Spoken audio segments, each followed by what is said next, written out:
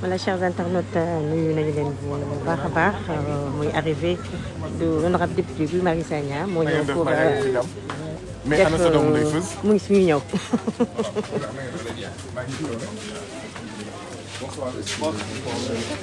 Excusez-moi, merci pour les informations. maa ngi nuyu On est fiers, on est très fiers. Merci beaucoup. Comment allez-vous? Ça va. Je commence. Bonsoir.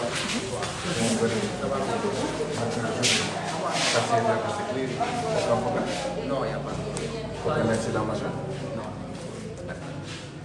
Guy Marius Sagna.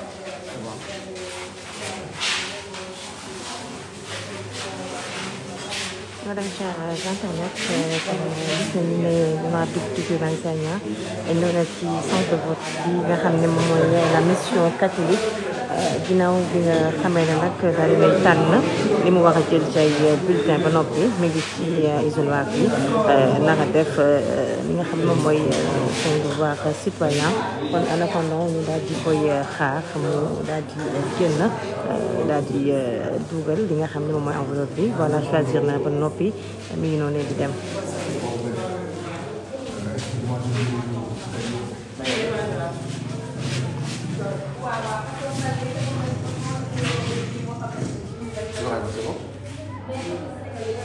Ana Ibrahima la photo. La photo, oui. Ah, la photo. C'est bon.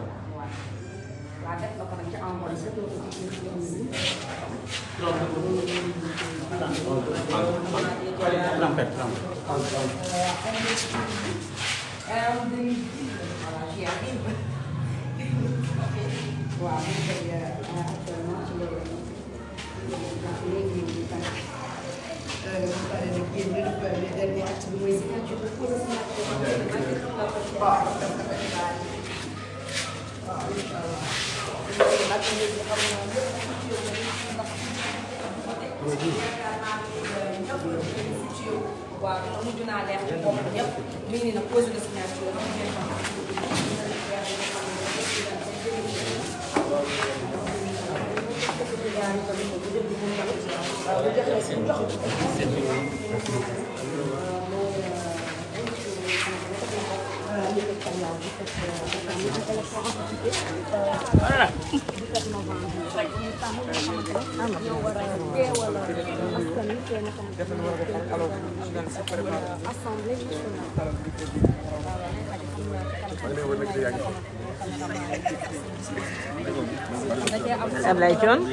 Ablaye John.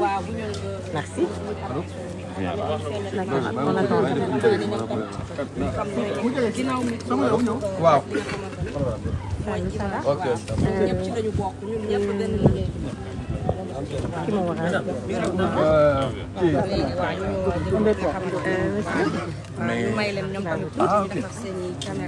mais nekk nga ma honorable. Ah si. wala da nga xam ne c'est taille bu bëri. mais Ami. Comme vous avez déjà été député. waaw mais bon on ne connaît pas encore les résultats du département. C'est bon. Est-ce que vous voulez d'accord, allez-y. Léegi poussaatal tuuti rek yow John. waaw bu fekkee c'est bon. Ngoné xanaa Feuz kaldu bi moo ko jàpp. Kaldu bi moo ko jàpp moom la añee tey. C'est bon. Voilà, donc, monsieur Guy Marius Sagna, vous êtes candidat de liste de la coalition du parti Pastef des Républicains dans le département des Ziguinchor. Vous venez d'accomplir votre devoir citoyen. Votre réaction au statut des...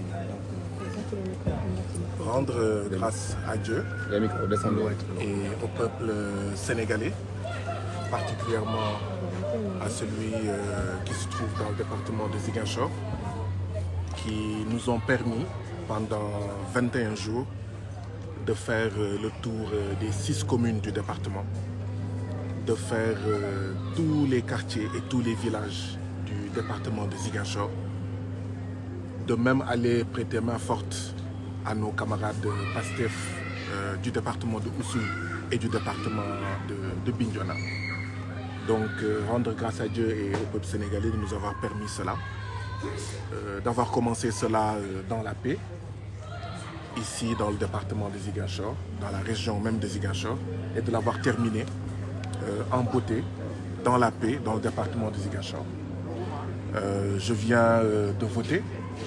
Bien entendu, j'ai voté pour le Djoub Djoubel Djoubanti.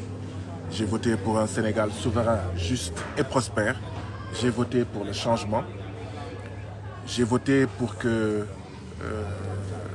comme je l'ai répété pendant 21 jours aux populations, elles nous ont donné un champ qui s'appelle le Sénégal, un champ à cultiver. Et pendant 21 jours, nous leur avons demandé le Kadjandou avec lequel nous devons cultiver ce champ. Ceux qui sont dans la Casamance, dans la région de Ziguinchor, savent qu'il est impossible de cultiver un champ de riz sans cet instrument qu'on appelle le Kadjandou. Donc nous avons demandé le Kadjandou, c'est-à-dire l'Assemblée nationale, au peuple sénégalais, au peuple de Ziguinchor, pour que celui à qui le champ a été confié puisse réaliser les promesses, les engagements et la vision, notamment en 2050, présentée au peuple sénégalais, plébiscité le 24 mars 2024. Et nous l'espérons aujourd'hui aussi plébiscité aujourd'hui à la fin des dépouillements de tous les bureaux de vote ici au Sénégal et dans la diaspora. Voilà en fait ce qui m'anime en ce moment bien précis. Et vous aviez l'habitude de voter le matin vers 10h. Pourquoi aujourd'hui dans l'après-midi, presque à la fin de l'après-midi? J'avais senti que peut-être que le principal adversaire de notre liste, Pastef, ce ne serait pas une autre liste, mais ce serait le taux de participation.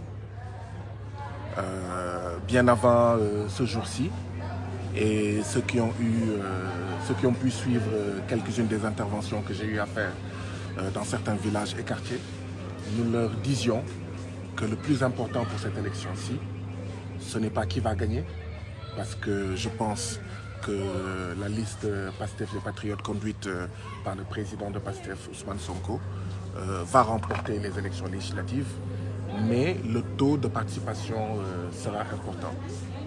Et j'ai préféré attendre en ce moment-là pour que les autres qui pourrait se dire que la chose est déjà pliée et que ce n'est pas la peine de se déplacer, de voir qu'il est possible de voter à 17h, qu'il est possible de voter à 17h30, qu'il est possible de voter jusqu'à 18h, qu'il est même possible de voter au-delà s'il y a bien entendu une file devant le bureau de vote. Autrement dit, c'est une occasion pour moi que je me suis donnée pour pouvoir lancer un message à tous les citoyens qui m'entendent, qui sont au Sénégal, de pouvoir se mobiliser pour aller voter. Il est clair que, j'en profite d'ailleurs pour dire, il faudra comparer le taux de participation à celui des élections du 31 juillet 2022. Il faut comparer ce qui est comparable. Une élection présidentielle, ce n'est pas des élections législatives. Et donc, le 31 juillet 2022, le taux de participation était entre 44 et 45%, si je ne m'abuse. Quelque chose comme ça.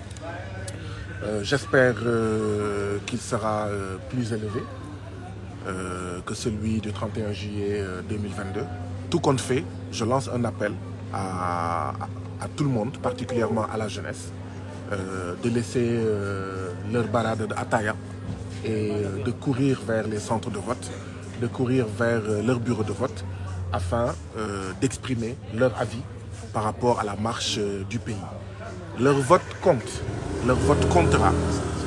Si vous votez pour le vainqueur en prendra compte. Si vous ne votez pas pour le vainqueur et que vous votez pour d'autres, le vainqueur sera obligé d'en tenir compte. Donc votre vote comptera, quelle que soit la liste vers laquelle ce vote ira.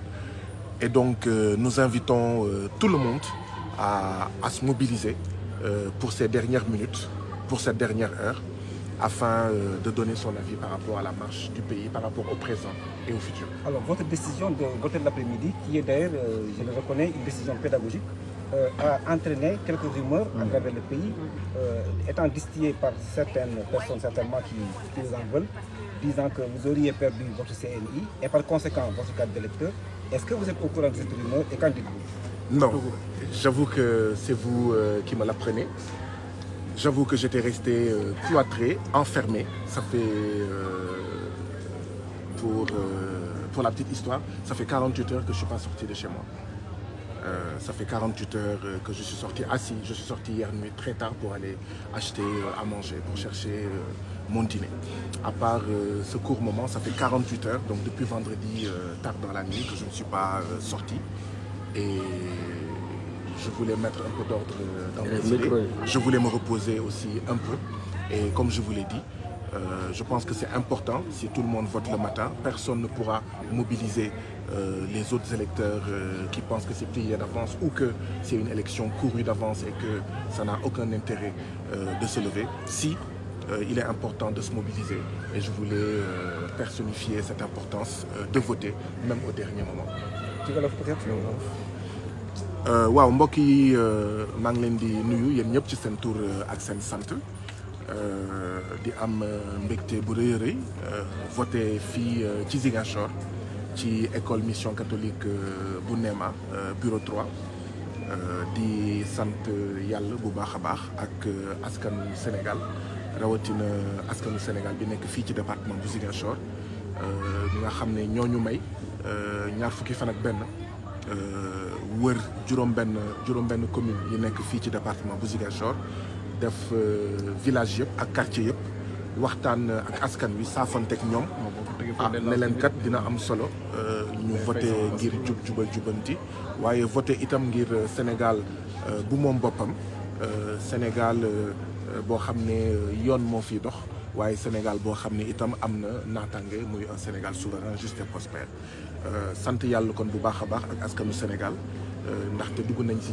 jàmm ak salaam ñu ngi ci génn ba waxtu jii may wax ak yéen si jàmm ak salaam di ñaan yàlla ba keroog ñuy dépouiller résultat yëpp ñuy wax résultat bureau yëpp ba yoon wax kan moo gagné kan moo ci topp jàmm wëy ba boobu donc voilà am mbégte kon voté profito di wax ñi nga xam ne voté guñu ndaxte si suba ak léegi maa ngi dégg ñu bëri naan ñii di voté lim bi takkuwul xaw ma fan la toll jamono ji may wax ak yéen waaye ñi nga xam ne sori wuñu seen centre de vote ñi nga xam ne sori wuñu seen bureau de vote maa ngi leen di ñaax di leen lancer un appel rawatina ndaw yi ngir ñu jël seen carte dem daw dugg ci centre de vote dugg ci bureau de vote yi ngir voter fii ba 6 heures mën nañ voter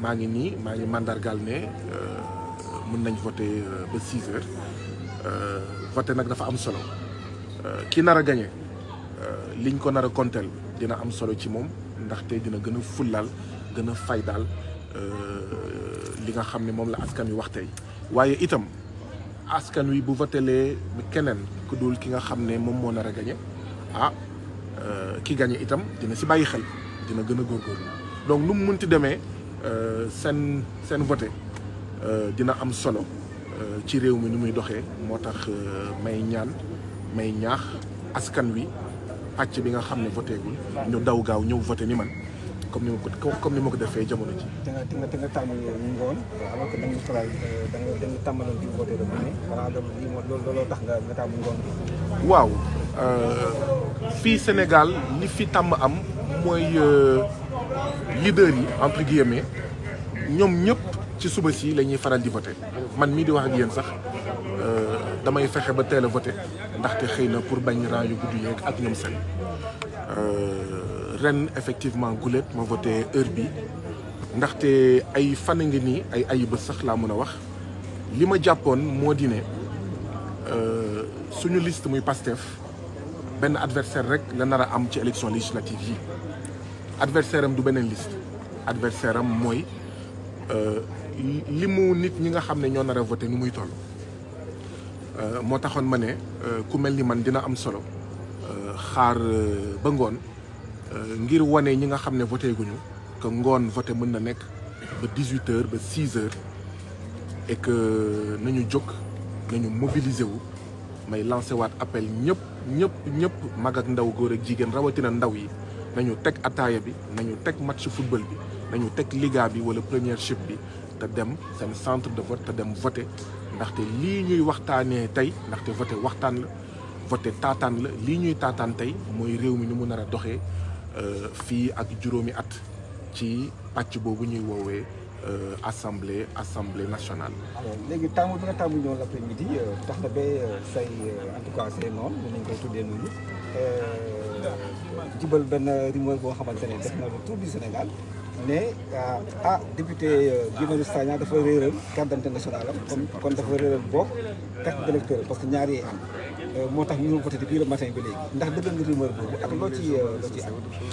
yëguma ko woon wax dëgg yàlla ndaxte defe naa ñaari fan a ngi maa ngi lëlu ñaari fan a ngi maa ngi tëju daanaka maa ngi soog a génn bu dul démb ci guddi démb ci xaaju guddi ngir dem jëndi reer maa ngi soog a génn donc lëlu woon tëju woon doon xalaat ci yu bëri doon waajal yu bëri ndaxte fan yi di ñëw ak ay bés yi di ñëw gëm naa ne sama liggéey dina gën a bëri ñaari at yi passé loolu laa gëm loolu laa foog moo tax baax na ma leeral bu baax sama gis-gis ak sama taxawaay maa ngi koy soog a dégg xaw ma fan la ñu jëlee rumeur boobu waaye gis ngeen maa ngi fii voté naa bureau 3 joxe naa sama carte électeur te ñi ko xool mën nañ jàng xam nañ ne carte électeur la yéen sax yaa ngeen nekkoon ci bureau de vote bi donc li am solo daal mooy na askan wi mobilisé wu génn ci minute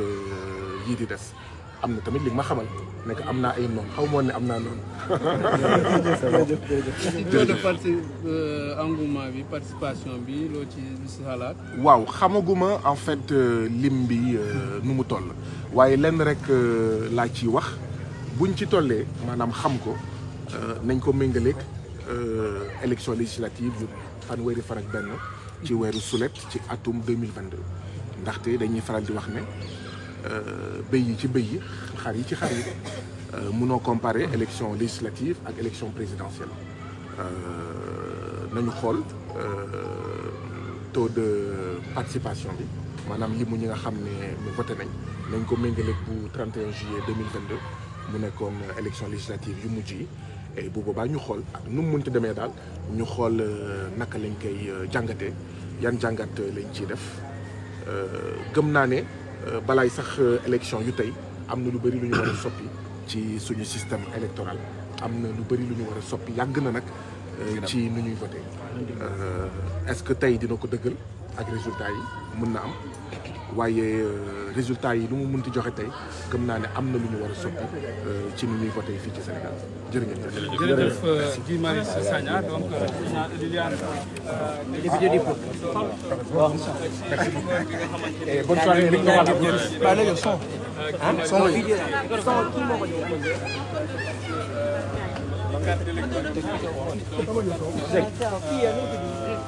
Peut-être bi la yoon moom Guy Marius Sagna stratégie moo nekk bokk